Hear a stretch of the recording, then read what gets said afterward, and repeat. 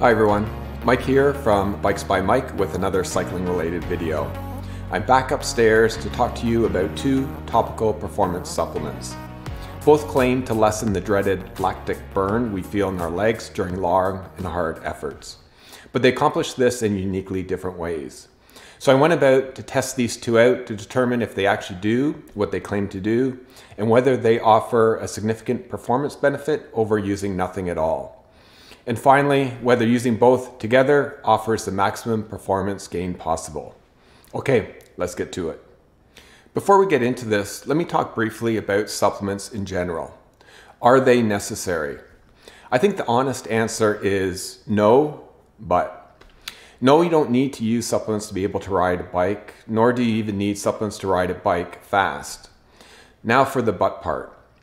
But if you want to squeeze out every little bit of performance out of your body and you're doing everything else right with respect to training, diet, and overall good health, then it's hard to look at the evidence and not see that certain supplements have a good chance of making you faster, especially those that your body needs to perform optimally and which it cannot get enough of through diet.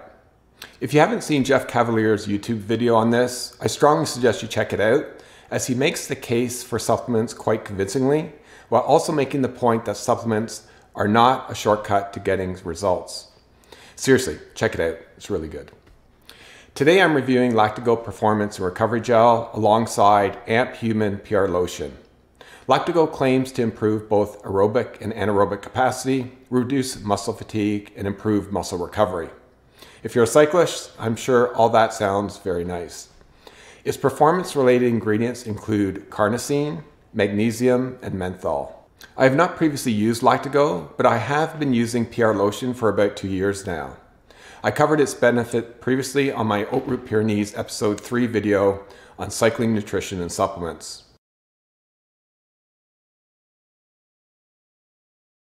Before I talk specifically about these two products, I need to spend a bit of time, like a lot of time, on the physiology of muscle fatigue and specifically the role of buffering agents in helping to delay the onset of muscle fatigue.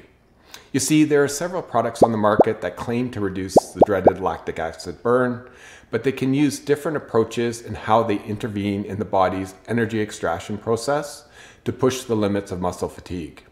In a very broad sense, all these types of buffering products attempt to intervene in the cellular respiration process, the process by which cells produce energy from food sources and oxygen to fuel muscles. But where they intervene varies, specifically whether they do their work within the cells themselves or outside the cells in the bloodstream. This cellular respiration process can be broken down into 3 basic stages. The first is glycolysis. This is a process by which sugars are released for energy. It occurs when glucose and oxygen are supplied to cells by the bloodstream. It can also occur without oxygen, a process referred to as anaerobic respiration, which produces lactic acid made up almost entirely of lactate and hydrogen ions. Okay, remember this hydrogen ion bit, as it'll be important in our later discussion on buffering agents. Lactic acid can build up in muscle tissue and cause a burning sensation we feel on hard efforts. The second stage is the Krebs cycle, or the citric acid cycle. This is a process that occurs in the mitochondria that allows us to use energy found in carbs and fat, and to a lesser extent, protein. The output of this process are the energy molecules of NADH, FADH2, and ATP. Carbon dioxide is released as waste during this process. The third and last stage is electron transport. Through a complicated set of processes, ATP is ultimately produced by capturing chemical energy. It enables cells to store energy safely and to release them when required. Without ATP, cells would produce too much free energy, which would generate excessive heat and destroy the cells. How much ATP is produced depends on whether you are in an aerobic or anaerobic state. You see, glycolysis releases only enough energy to produce 2 ATPs per molecule of glucose. In anaerobic work, this is where ATP production stops. So you don't get a lot of energy production, but you do get energy very quickly. In comparison, aerobic respiration produces ATP much more slowly, but you can produce way more energy this way, as much as 32 ATPs per molecule of glucose. Okay, now on to buffering. While in a state of rest, the human blood is slightly alkaline, having a pH of around 7.4, while muscle is neutral with a pH of around 7. Constant mediation of the blood and muscle acid-base balance is important to maintain normal cellular metabolism. A buffering agent is simply something that helps maintain the pH level in your blood within a desirable range, basically to keep the level of acidity in check. Remember that lactic acid is created during glycolysis when sufficient oxygen is not present. It is a situation where you have an oxygen deficit problem. Basically, the oxygen you are breathing in is not keeping up with what your body requires to activate the muscles to meet your training load. As lactic acid levels continue to rise with intense exercise, your muscles get more tired and they have more difficulty contracting. This state is unsustainable in the long term. Either the intensity of the exercise has to be reduced, or you need interjection from a buffering agent to delay muscle onset fatigue. Metabolically, it's a situation where you have a surplus of hydrogen ions. Essentially, these ions are available to donate, so to speak. Remember my comment earlier about what happens during glycolysis? Interestingly, lactate is the molecule that is left over after this hydrogen ion is donated and is a very important source of fuel. That's a whole other discussion that we won't get into here. Okay, now that we've established that buffering agents can play an important role in optimizing high-intensity anaerobic efforts, let's look at the two basic types of agents. There are intracellular buffers and extracellular buffers. As the names imply, intracellular buffers work directly within cells, while extracellular buffers work outside the cell in the bloodstream. Okay, enough about cellular respiration and how buffering works in the body. Now we can finally talk about LactiGo and PR Lotion.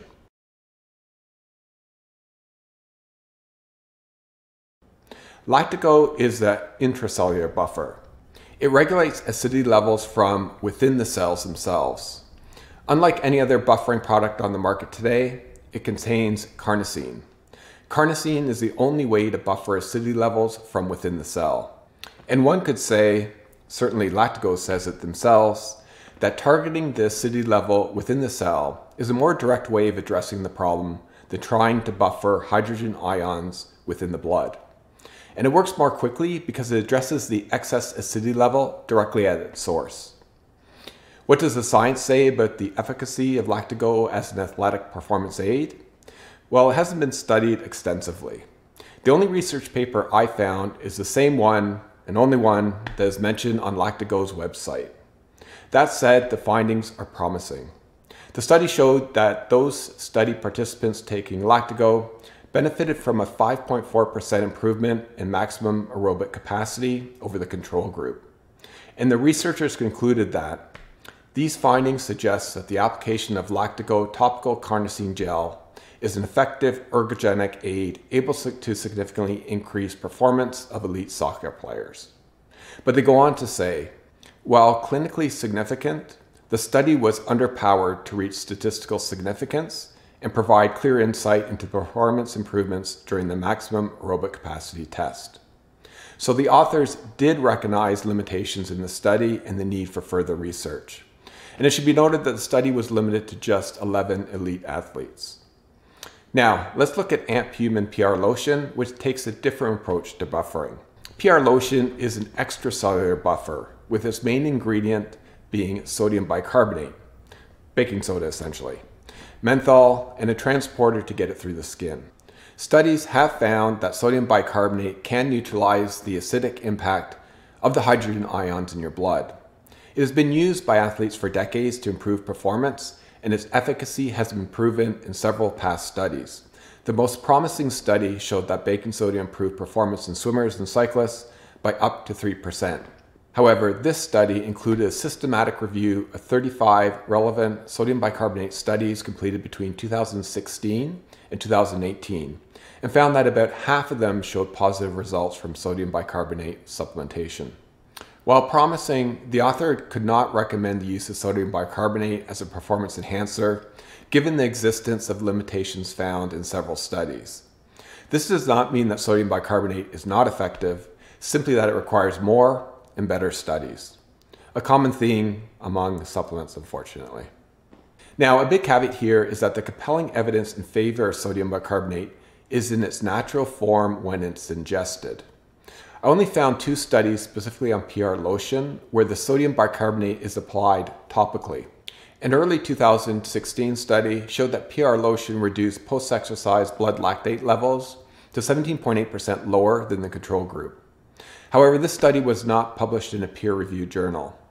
Conversely, a more recent 2020 study found that PR Lotion was ineffective at altering blood buffering capacity or enhancing performance in either trained or untrained individuals. It should be noted that both studies had their own limitations. And it's also safe to say that while the initial research findings for both are encouraging, more research is needed to determine conclusively if LactiGo and PR Lotion are truly effective performance aids. Here is a side-by-side comparison of LactiGo and PR Lotion, which illustrates the similarities and differences between the two. As I've already explained, they use entirely different buffering methods with different active ingredients. But they're applied in a similar way, and they're almost identical from a cost per application perspective. Okay, I think we can say fairly confidently that there is at least a physiological rationale to support both LactiGo and PR Lotion contributing to improved performance. So why not give both a try and see who comes out on top? What I really wanted to find out here is 2 things. First, whether there is a performance benefit in using LactiGo and PR Lotion separately. And second, to test my own hypothesis that in using LactiGo and PR Lotion together, I could get more of a performance benefit than using each on its own.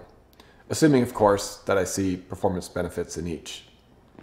Now, admittedly, what I'm doing here is completely unscientific.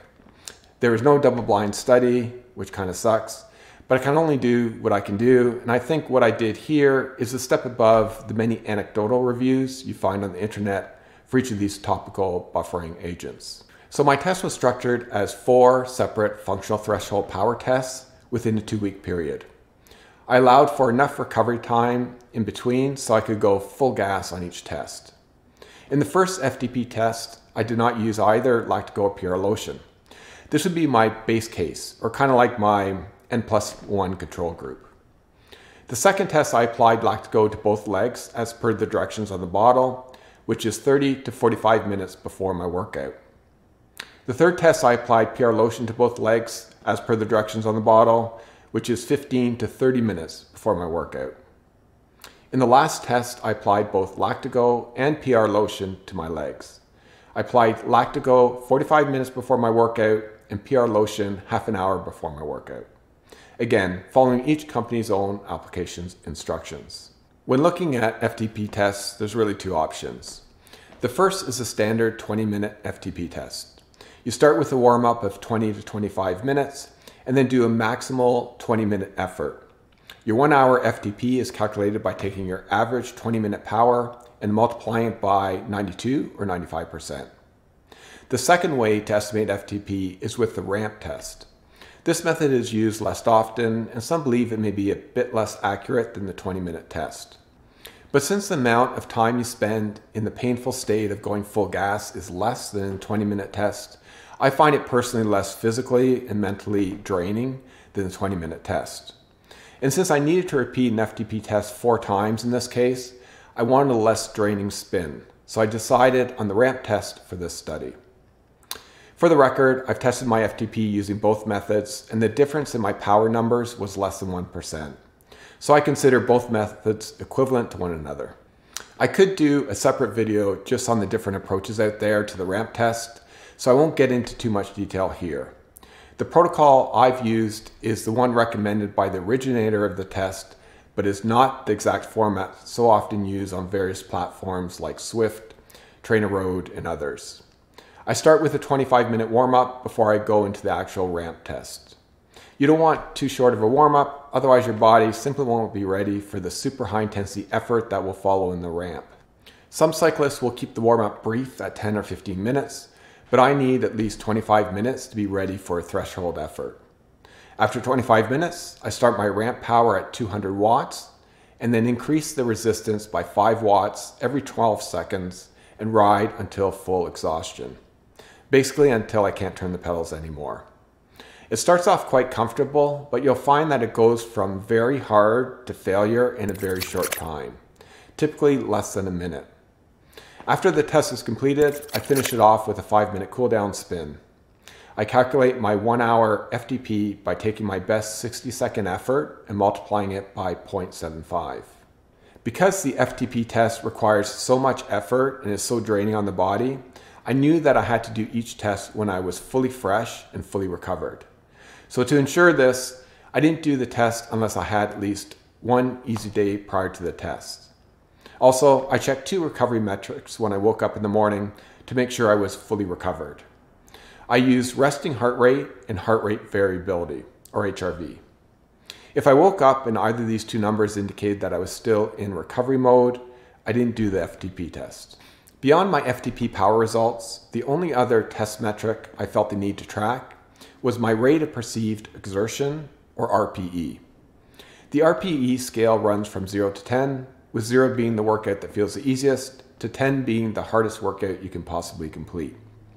Yeah, I know, this is totally subjective, but it is useful and you'll see it used in many research studies. Performing an FTP test requires a strong mental as well as physical effort since you're going so deep in the red. And if you are even slightly off on the day, it's hard to give it 100% effort. So after completing each test, I recorded my RPE. The only way the results from each of the 4 separate FTP tests could be objectively compared was if my RPE on each was exactly the same, or very close to identical. My goal was to aim for an RPE of 10 on each FTP test. If I didn't score at least a 9.5, I decided I would throw out the test and try another day. So, before I reveal the individual results, let me tell you what variables I kept consistent throughout all 4 tests. First, the temperature of the room was always somewhere between 17 and 18.5 degrees Celsius, and I always ran a fan on high. My diet was the same leading up to and during the tests, and my fueling while spinning was the same. Lastly, I only performed the test if I had an easy effort the day before to be absolutely sure I was well rested. If you want to see what can happen when you don't keep these factors consistent, watch this X-Pros FTP video. So that is it. The approach I took to try to make this test at least a little bit scientific. If you think I got it totally wrong or could have done things differently, leave me a comment.